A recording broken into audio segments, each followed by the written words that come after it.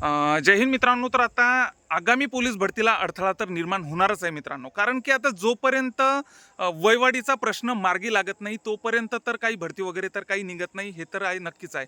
तर आता आझाद मैदानावर आपल्याला माहितीच आहे की आता आझाद मैदानावरती आंदोलन वगैरे चालू आहे वयवाढीचं. तर आता मी हार्दे सरांच्या व्हिडिओमध्ये बघितलं होतं की आता बऱ्यापैकी तिथं कमी प्रमाणात मुलं तिथं आपल्याला उपस्थित राहताना दिसत आहेत. पण आता महाराष्ट्रात इतकेच कॅन्डिडेट आहे काय की जे वयवाढीचा फायदा घेणार आहे? तर मित्रांनो नक्कीच नाही मित्रांनो, कारण की आता तिथं तुम्हाला उपस्थित राहणं हे तुमचं कर्तव्य नक्कीच आहे मित्रांनो. कारण की आता 33 ते 38च्या दरम्यान आता इतके कॅन्डिडेट तर आता भरती जर निघाली, वयवाढ जर भेटली तर नक्कीच आता इतके कॅन्डिडेट आता 33 ते 48 38च्या दरम्यान किती मोठे कॅन्डिडेट आपल्या महाराष्ट्रामध्ये निघू शकतात. आता वयवाढ जर भेटली तर आता याचा फायदा तर तुम्ही घेसालच, पण आता मित्रांनो नक्कीच एक तुमचं कर्तव्य बनते मित्रांनो की तिथं उपस्थित आपण राहायला पाहिजे. आता जर आपण मुंबईची जर आता सध्याची परिस्थिती जर आपण बघितली तर किती मोठा पाऊस तिथं चालू आहे मित्रांनो. आता किती मोठ्या संकटांना ते फेस करत आहे मित्रांनो, सध्या आपण बघतच आहे.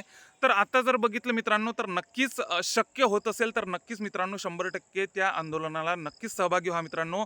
त्याच्या इतके जर आता 1.5 ते 2 लाख तरी आता कॅन्डिडेट तर निघतीनच 33 ते 48च्या दरम्यान. तर नक्कीच मित्रांनो शक्य होत असेल, शक्य करा मित्रांनो, नक्कीच या आंदोलनाला जॉईन व्हा मित्रांनो. आझाद मैदान मुंबई येथे. त्याच्याचबरोबर याच्या रिलेटेड ज्या काही समोर अपडेट येत राहतील त्या मी प्रॉपर ज्या काही अपडेट येत राहतील त्या मी आपल्या चॅनलवर टाकणारच आहे. चॅनलला जर आतापर्यंत नवीन असाल तर नक्कीच सबस्क्राईब करून ठेवा.